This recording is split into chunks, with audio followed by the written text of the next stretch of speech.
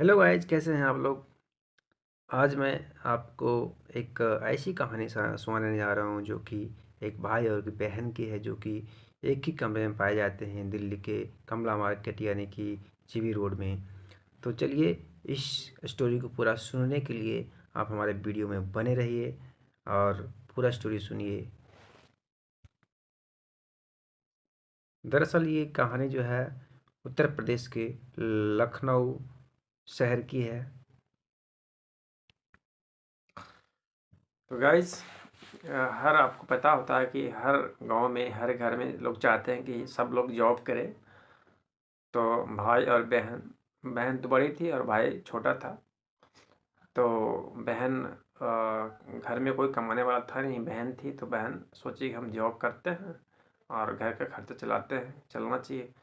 तो बहन जो है उषा कलकत्ता में जॉब करने लगी। उसकी सैलरी ज़्यादा नहीं थी, तकरीबन 20 से 25 हज़ार थी।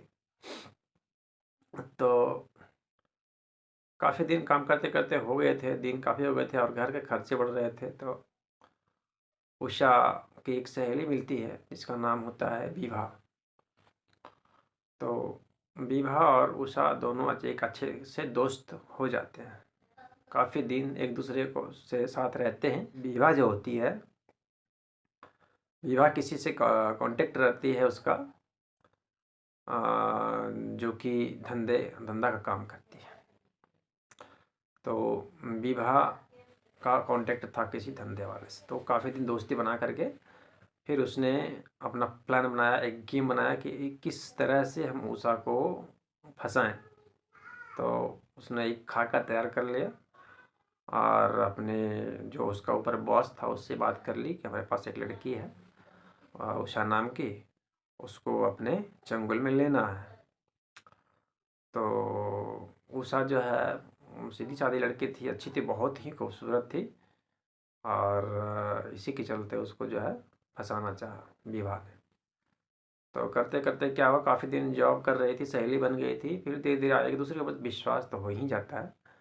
तो इसी तरह से विश्वास हो गया एक दूसरे में। तो एक दिन विभा बोलती है कि उषा, तुमको यहाँ से ज़्यादा पैसे मिलेगा तो मेरी जगह जाना चाहोगी?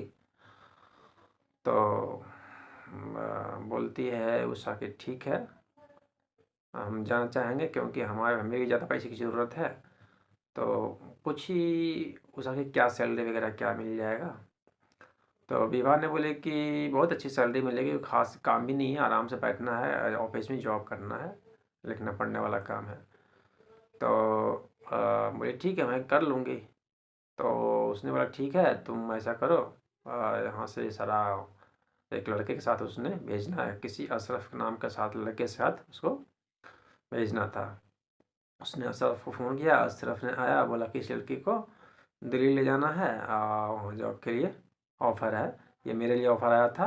विभा जो बोलती है कि ये ऑफ़र मेरे लिए था, पर मैं ये ऑफ़र तुमको दे रहा हूँ, इस तरह से झांसा दिया उसने। तो उषा को क्या पता था कि ये चोरी छुपे क्या कर रही है, उसको क्या पता था। अभी ठीक है, कर लेंगे हम। तो अशरफ के साथ उस दोनों को दिल्ली भेज दिया। कहाँ भेज देगा? दिल्ली। तो दिल्ली जाने के बाद वहाँ जो है एक ऑफिस में ले जाया गया। अच्छे जगह थे वहाँ, काफ़ी मतलब एक चाय वगैरह बनाने वाला था। तो एक वहाँ जाने का ऑफिस में बैठी तो किसी ने बोला कि चाय ले जाकर दो मैडम को। तो वहाँ का जो था चाय वगैरह देने वाला, कॉफ़ी देने वाला, उसने कॉफ़ी लाया और मैडम को दिया, यानी कि उषा को दिया। और उषा उस कॉफ़ी को पी। जैसे ही पीने के बाद उसको होश नहीं रहा कि हम कहाँ हैं, क्या कर रहे हैं, क्या नहीं कर रहे हैं। वो बेहोश हो गई। तो दरअसल में बेहोश होने के बाद उसे अनजान व्यक्ति, यानी जो भी है, उसको पहुंचा देता है दिल्ली के जीबी रोड स्थित कमला मार्केट में। दरअसल कमला मार्केट जो है वेश्यावृत्ति का अड्डा है दिल्ली में। तो वहाँ जो है कोठे में बैठा दिया था लड़की को, यानी कि उषा को। तो उषा को जब वहाँ ले जाया जाता है, बेहोशी की हालत में ले जाया जाता है। तो बेहोशी हालत में ले जाता है। उसके बाद फिर वो काफ़ी सुंदर थी, तो वहाँ के जो कोठे की मालकिन थी, तो देखी, उसने कहा ये तो अच्छा है, अच्छी लड़की है, इससे काफ़ी हमारे लोग कस्टमर आएंगे, काफ़ी पैसे देंगे इसके ऊपर। तो उसने वहाँ तो बंद गई। अब वहाँ पे जब होश आया तो देखा ये हम कहाँ आ गए, भाई यहाँ क्या क्या हो रहा है। अब वहाँ पे जो है वहाँ कोठे की मालकिन थी, उसने बता दिया तुम जो है अब यहाँ आ चुकी है, ऐसा ऐसा काम यहाँ होता है, अब यहाँ से भागने का कोई रास्ता नहीं है। और वो भागना भी चाहती थी तो उसको बहुत जो है सुई सुई वगैरह चुभाया जाता था, बहुत दर्द दिया जाता था। तो वो अंदर अंदर कूद रही थी, लेकिन क्या करती, मजबूरी में वह काम तो करना ही पड़ता था वैसे व्यक्ति का, करने लगी मजबूरी में। तो काफ़ी दिन हुए और कुछ कस्टमर्स आते थे, उनको बोलते थे कस्टमर्स को, मैं मुझे भगा के ले आया है, मैं बेहोश करके लाया हूँ, अब मुझे जो है मेरे भाई के पास एक फ़ोन नंबर है, उसको फ़ोन कर देना। तो काफ़ी लोग आए, लेकिन उसका भाई को किसी ने कोई फ़ोन नहीं किया, अपना काम से मतलब रखता था। तो सीधी सी बात था, काम किया और चल दिया। लेकिन कुछ लोग उसमें से मान लेते हैं कि 20-50 लोग आए होंगे, उसमें से एक लोग ऐसे मिले जो कि उसके सामने गिड़गिड़ाई तो वह उन्होंने कुछ नहीं किया। उन्होंने फिर लास्ट में पूछा कि क्या परेशानी, तुम्हें कोई अपने मर्जी से यहाँ पर नहीं आई हो? तो उषा बोलती नहीं, मैं अपनी मर्जी से नहीं आया हूँ, मुझे भगाया ले गया है, उठा के लाया गया है। तो फिर उसने लड़की ने बोला कि आप क्या मेरे में मदद कर सकते हैं? तो बोला ठीक है, मदद कर सकते हैं। बोला आप मेरे भैया को, मेरे भाई को ये फ़ोन नंबर है, फ़ोन करके उन्हें बता देना कि मैं यहाँ हूँ। तो उस लड़का ने बोला ठीक है, हम जाते हैं बाहर तो हम बता देंगे।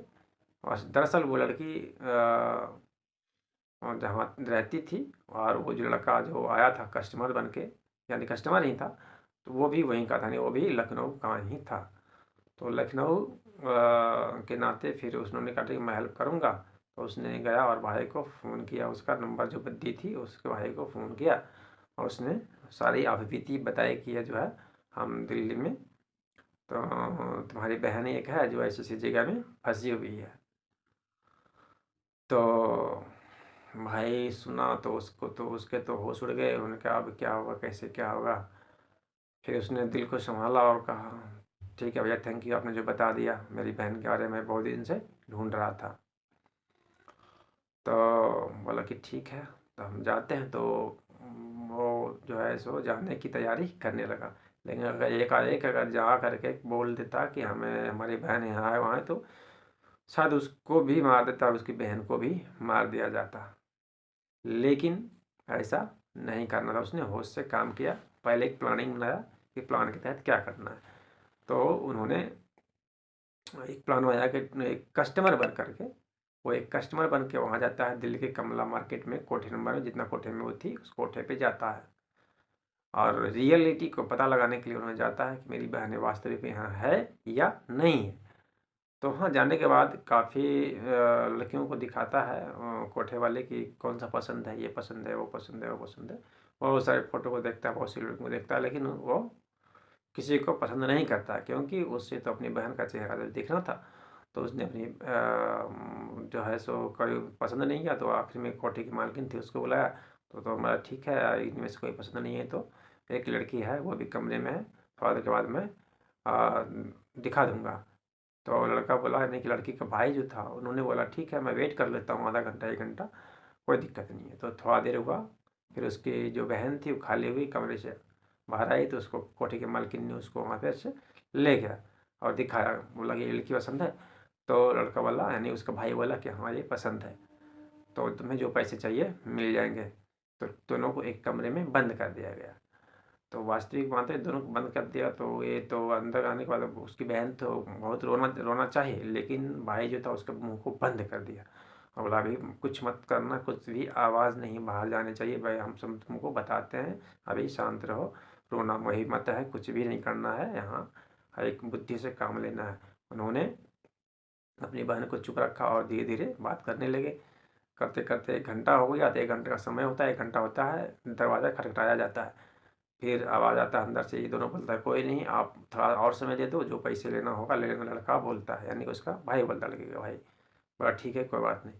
फिर मतलब घंटे 2 घंटे दोनों बात करते हैं बातचीत करके, उसके बाद उन्होंने एक प्लान बनाता है कि ठीक है, हम जो है पुलिस को यहाँ बुलाते हैं। तो पुलिस पुलिस पर यहाँ पर तो कोई भरोसा है नहीं, मैं फिर से एक प्लान बनाता हूँ। तो उन्होंने प्लान क्या बनाया कि उसमें महिला हेल्पलाइन नंबर, मतलब महिला का जो हेल्प करता है वो वहाँ के लिए उस प्लान बनाया कि मैं वहाँ पर जाता हूँ और उनसे हेल्प मांगूंगा, वही हेल्प करेंगे जो भी कुछ करेंगे।